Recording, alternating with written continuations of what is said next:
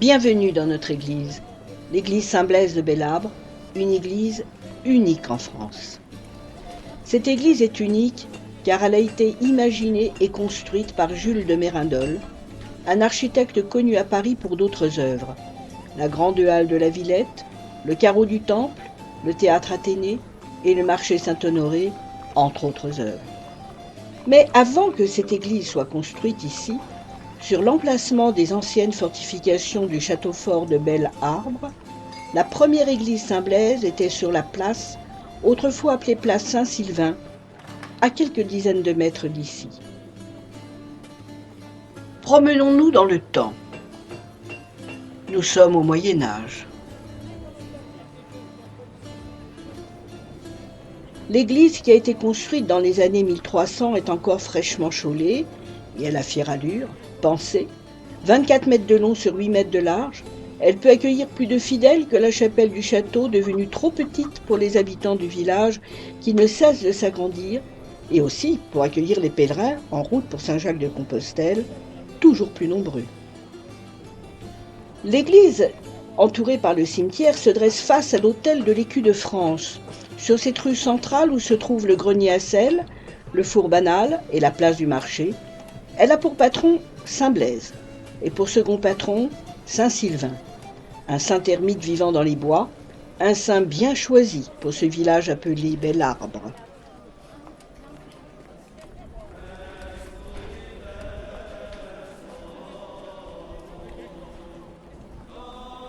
Depuis bien longtemps, plus de 3 siècles, les pèlerins passent par Belâbre en suivant la voie turonensis, cette voie qui va de Tours à Compostelle, une variante du chemin qui rejoint la voie Limovicensis, la voie de Limoges. Ils se rendent sur un autre site de la chrétienté, Rocamadour. Les pèlerins qui se rendent à Saint-Jacques-de-Compostelle vénèrent particulièrement Saint Blaise, connu pour avoir sauvé miraculeusement un enfant mourant d'un œdème à la gorge dû à une arête de poisson. Sans doute est-ce la raison pour laquelle l'église porte son nom qui est toujours invoqué pour les maux de gorge, les angines et le terrible croup, cette maladie qui emportait en quelques jours les petits-enfants. Mais Saint Blaise est aussi le patron des agriculteurs et plus particulièrement des éleveurs de bovins et des ovins.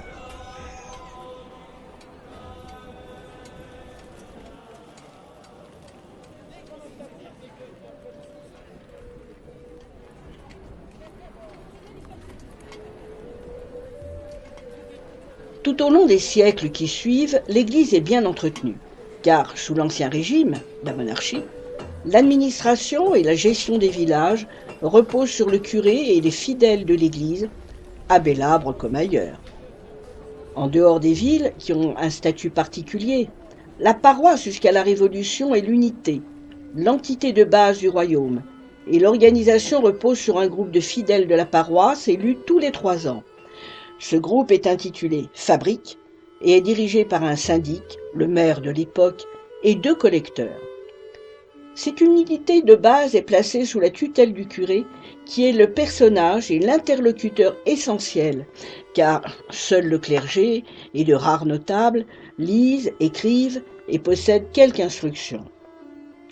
Les curés sont parfois nommés par l'évêque diocésain, mais le plus souvent, le droit de collation ou nomination du titulaire est un droit détenu par un autre ecclésiastique, une abbaye, ou bien par un laïc, généralement le seigneur du lieu, ou le roi. En fait, le pouvoir royal s'appuie sur le respect des ouailles pour leur curé. C'est ainsi que le curé est chargé de fonctions civiles, comme l'état civil, ou la lecture de textes législatifs ou d'ordonnances de justice, qui sont lus pendant ou après les messes. La fabrique est donc une unité de base administrative, mais aussi une unité fiscale. Au cours d'une assemblée de paroisse, tous les 3 ans, le curé réunit les chefs de famille pour renouveler le conseil de fabrique à la fin d'une messe. Les paroissiens désignés élisent ensuite un syndic et 2 collecteurs chargés de répartir les impôts sur chaque foyer. Le syndic et les 2 collecteurs sont chargés de la gestion et de l'entretien de l'église et du cimetière, et aussi de la nomination d'un sacristain qui assure le nettoyage de l'église et assiste le curé dans ses tâches. Du fait du nombre d'habitants, La fabrique de Bélabre avait aussi la charge de l'école, de la sage-femme et de l'horloge. La charge de collecteur est la charge la plus redoutée. Les collecteurs sont en fait des percepteurs improvisés et ils sont responsables sur leurs biens personnels de la rentrée des contributions. Il y avait deux collecteurs, l'un chargé du rôle, qui établissait l'assiette fiscale selon les biens et les revenus de chaque famille, et l'autre de la bourse, qui devait récolter de gré ou de force les impôts en monnaie sonnante et trébuchante. Ces rôles de porte-rôle et de porte-bourse étaient tant craints que la liste en était fixée des années à l'avance et nul ne pouvait s'y soustraire. Le rôle du sacristain n'était pas négligeable non plus, car outre la tâche de nettoyage de l'église, il devait accompagner et aider le curé dans tous les hameaux alentours pour donner les sacrements aux malades, il devait sonner les cloches en cas d'orage, afin de préserver les terres alentours de la foudre et donc du feu et des incendies, et surtout, il était responsable de l'horloge, dont les sonneries réglaient la vie du bourg tant pour les horaires du marché que pour ceux des débits de boissons qui devaient respecter l'interdiction de servir du vin à partir d'une certaine heure. Cette organisation rigoureuse des paroisses assurait l'entretien et les réparations des églises.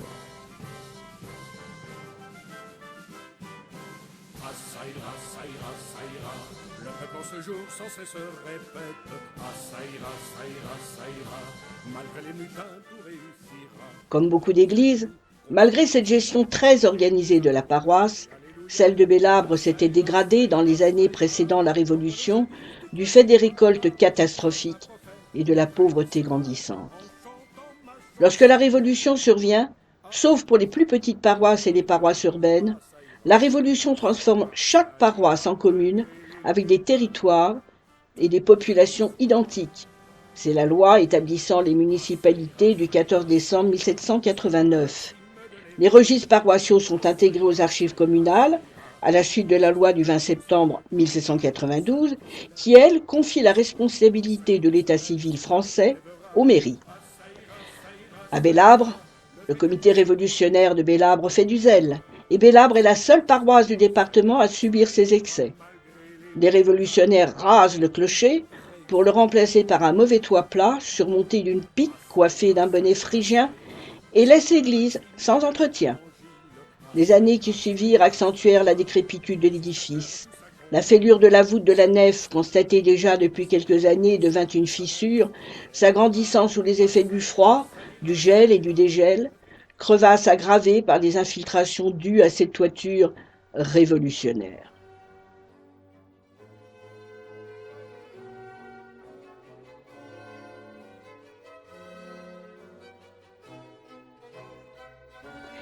Ce n'est qu'après le rétablissement du culte, une dizaine d'années après la Terreur, que les paroissiens réalisèrent que leur église se détériorait de plus en plus, la voûte menaçait de s'effondrer. Malgré des demandes pressantes de la commune auprès de l'État, en 1820, 1833, 1836 et 42, aucun subside ne fut réservé pour sauver ce qui pouvait l'être. La nef et une chapelle, la chapelle seigneuriale, furent démolies pour ne garder que le chœur et la seconde chapelle afin d'y célébrer les messes. Aussi, en 1843, le préfet interdit le culte dans l'église.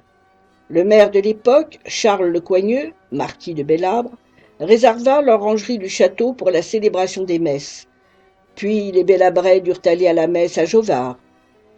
Survinrent la Grande Disette et les troubles en 1847, puis la Révolution de 1848, et ce n'est qu'en 1851 qu'après de longues tractations et négociations sur le choix de l'architecte et son devis, que la commune décida la démolition de l'ancienne église et la construction d'une nouvelle église. Charles Le Coigneux fit don de 280 hectares de brandes et bois à la commune afin de couvrir par leur vente les 3/4 de la somme nécessaire à cette construction, soit 51 000 francs or.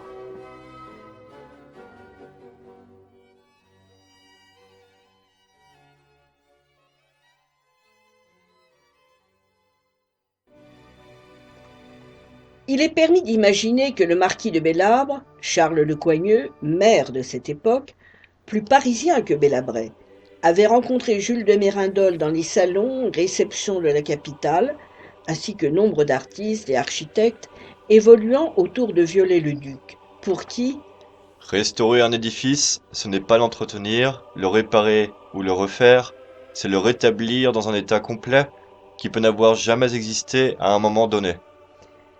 et cette notion de restauration sera la base de l'architecture historiciste, romantique, qui voulait reconstruire l'histoire après la Révolution en la réinventant. Mais Charles Le Coigneux a aussi pu rencontrer Mérindol à Belabre, où ses chasses à courre et ses soirées étaient courues et suivies par toute la bonne société de la région et d'au-delà qui s'y retrouvait. Or, à cette époque, le jeune baron Haussmann commençait sa carrière à la préfecture de Poitiers, tandis que Jules de Mérindol était nommé architecte diocésain, également à Poitiers. La transformation de Paris par Haussmann commence en 1853.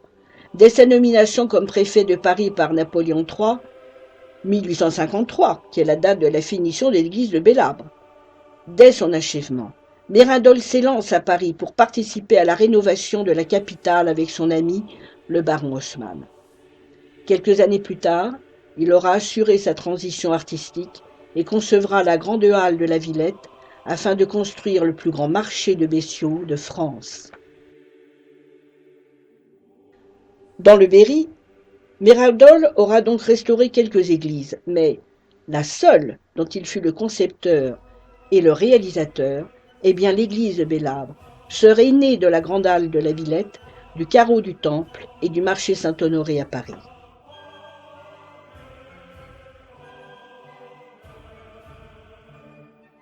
Le projet et le devis de Jules de Mérindol furent enfin acceptés par le conseil municipal, après bien des discussions houleuses, et non sans que Mérindol se soit plaint des Entrepreneurs du département de l'Indre qui ne savent pas construire, hormis des maisons, des ponts ou des débarcadères.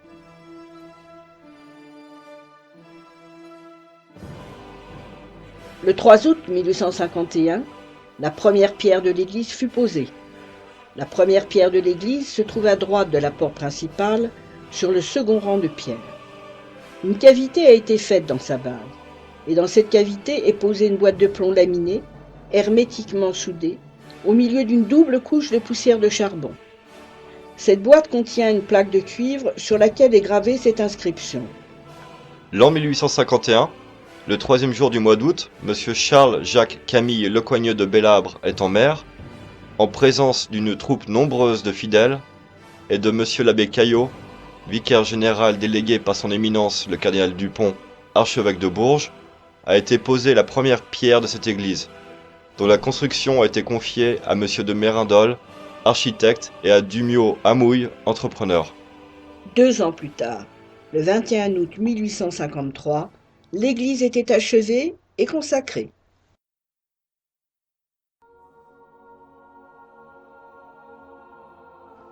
Tournons-nous vers l'entrée de l'église pour découvrir ses particularités.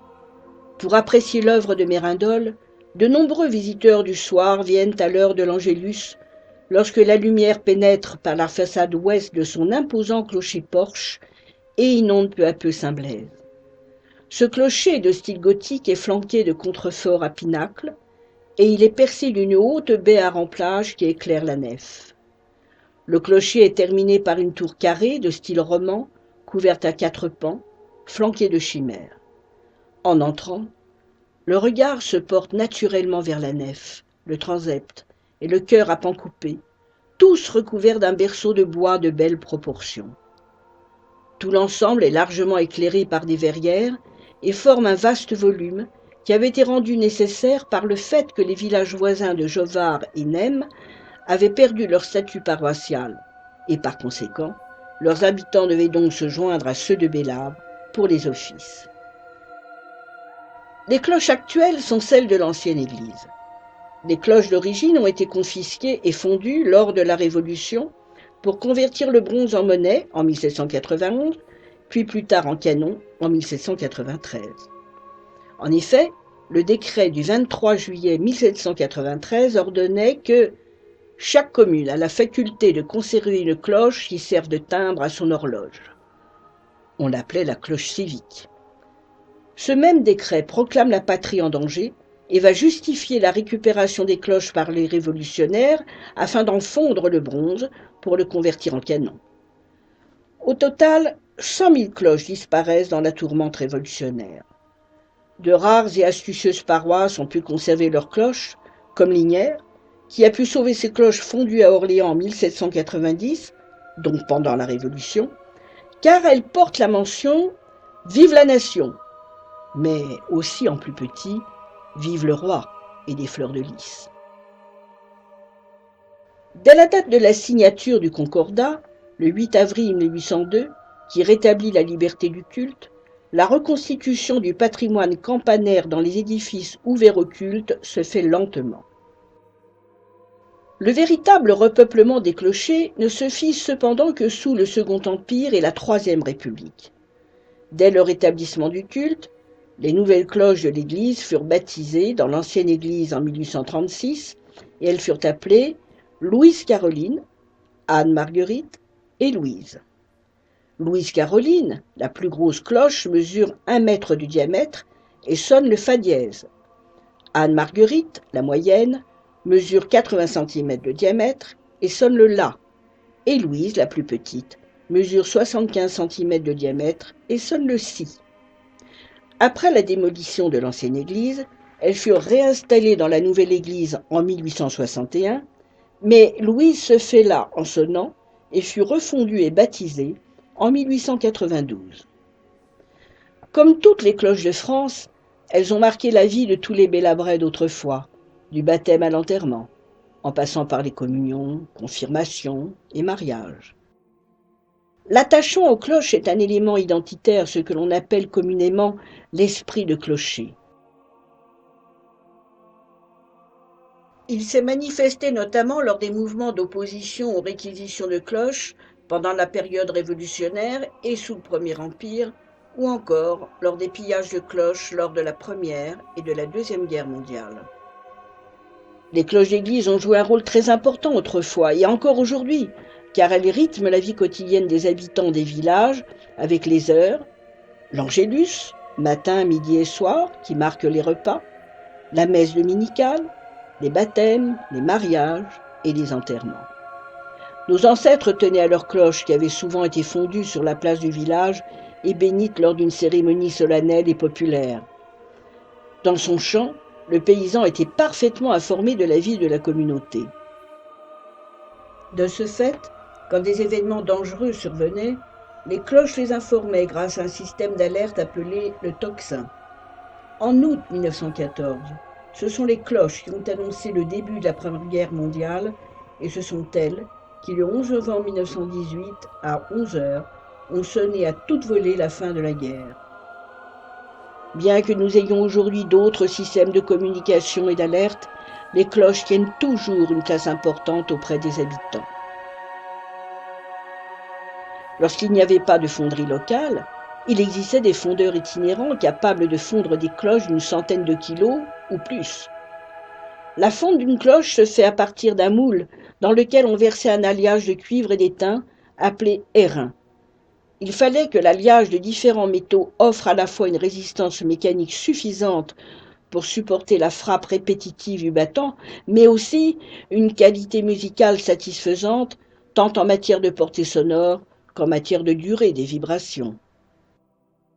L'alliage le plus utilisé en France pour la fonte de cloches est le potin, une combinaison de cuivre et d'étain en parts variables.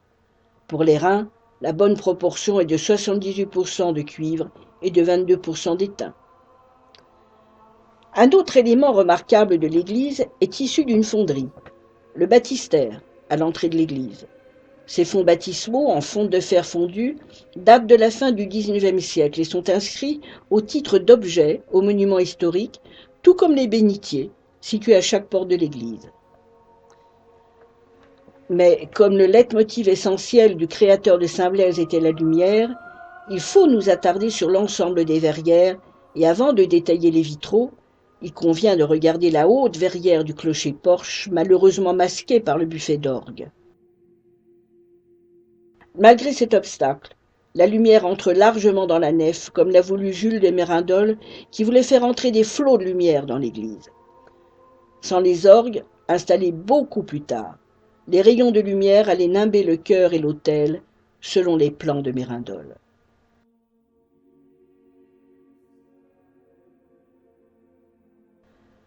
Nous avons ici un bel échantillonnage de ce que le Second Empire comptait comme artistes d'une nouvelle école artistique, avec 3 maîtres verriers qui seront les meneurs de la Renaissance et du renouveau des vitraux. En fait, tout se passe comme si Charles Lecoigneux apportait à Bélabre les artistes de renom de cette époque pour faire un précieux écrin de cette église. À la moitié du XIXe siècle, ces 3 grands maîtres verriers, jeunes, talentueux, se partagent l'essentiel du chantier des rénovations d'églises du pays avec Gaudin à Clermont-Ferrand, Gesta à Toulouse et Lobin à Tours. Ils signeront tous les 3 1 à 3 vitraux pour Saint-Blaise. Commençons par observer le premier vitrail, à droite, en entrant dans l'église.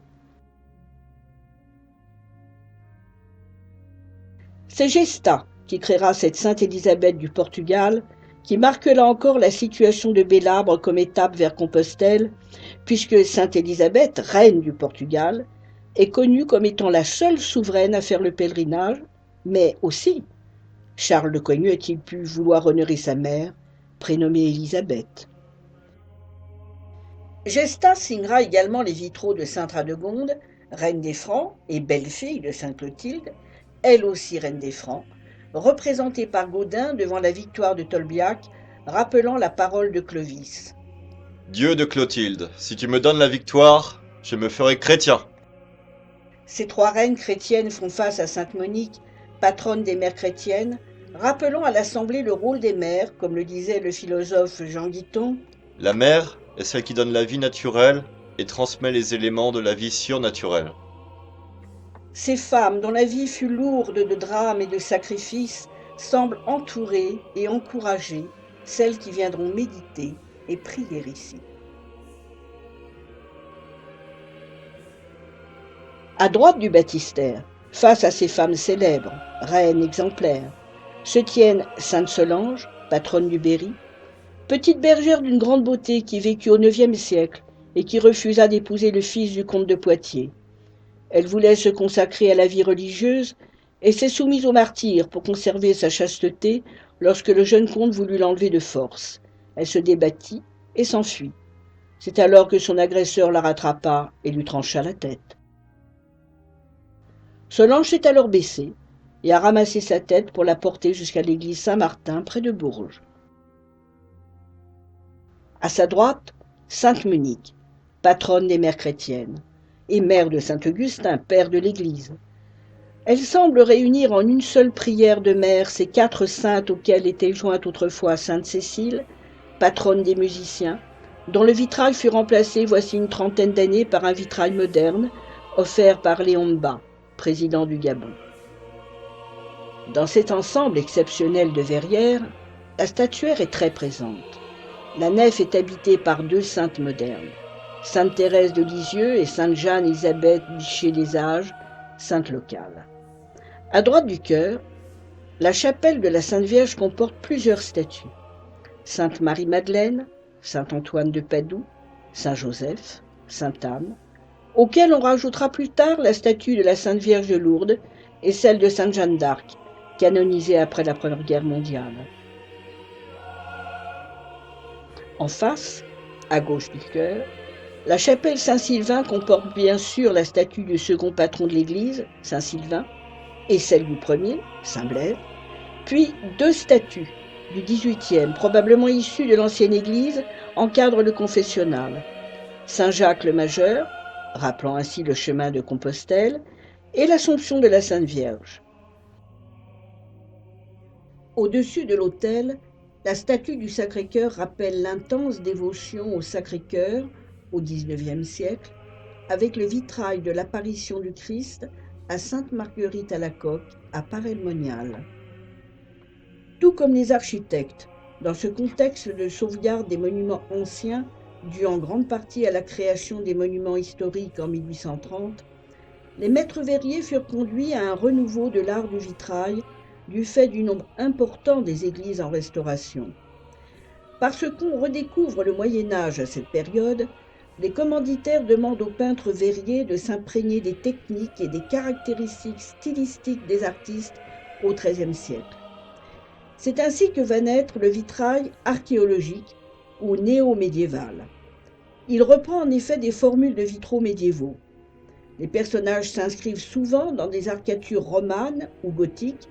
On retrouve des rinceaux de feuilles d'acanthe, des bordures végétales composées de roses, de feuilles d'acanthe ou autres. Très représentative de cette renaissance du vitrail, les chapelles latérales comportent 2 verrières identiques, composées d'une vitrerie à losange, dotée d'une bordure à décor de plumes rouges sur fond bleu. Enfin, le regard se porte sur le chœur, le véritable cœur de toute église, avec l'autel qui est la seule raison d'exister de nos églises, table du sacrifice et trône de Dieu. C'est ici que Jules de Mérindol demandera au célèbre maître verrier, Léopold de Lobin, de magnifier son œuvre. Lobin a donc la part du roi, et il impose en point d'orgue de l'ensemble des verrières sa crucifixion, où il applique le sommet de sa technique à la grisaille. Ces vitraux sont probablement une des premières œuvres dans l'Indre de Lobin, celui qui se voulait passeur de lumière, car avant tout, Léopold de Lobin est un artiste, un dessinateur dans l'âme, qui fait poser des modèles vivants ou bien utilise des mannequins, très attentif à ce que son œuvre se rapproche le plus possible du rendu naturel de la peinture du chevalet. Le catalogue de l'atelier Lobin a compté plus de 750 images de sujets issus de la Bible, essentiellement consacrés au Nouveau Testament, et de nombreuses représentations de saints. Pour ses œuvres religieuses, Lucien Lobin fut décoré de la croix de sa sainteté Léon XIII, Pro Ecclesiae Pontifice, le 30 décembre 1888. Pour cette technique dite de grisaille qu'il a utilisée pour sa crucifixion, il procédait à la pose de la peinture après avoir pratiqué une mise en plomb provisoire avec de la cire. Puis, il se servait d'une matière noire ou brune nommée grisaille, une poudre d'oxyde de fer ou de cuivre, à laquelle on ajoutait un fondant.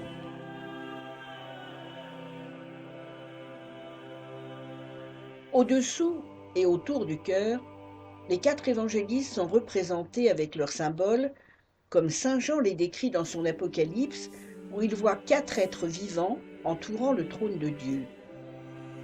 Le premier animal ressemblait à un lion, le deuxième à un jeune taureau, le troisième avait comme une face humaine, et le quatrième semblait un aigle en plein vol.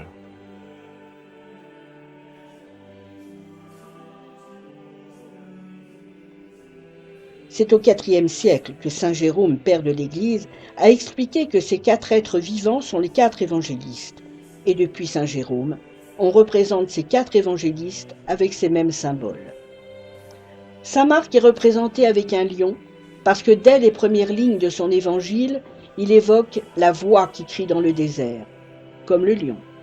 Saint Matthieu est représenté par un homme avec un livre, parce qu'il commence son évangile par une généalogie humaine de Jésus. Saint Luc est représenté avec un taureau, animal de sacrifice, car Luc commence son évangile avec le récit du sacrifice de Zacharie dans le temple de Jérusalem. Et Jean est représenté avec un aigle, parce que cet évangéliste atteint les sommets de la doctrine comme l'aigle atteint les sommets des montagnes.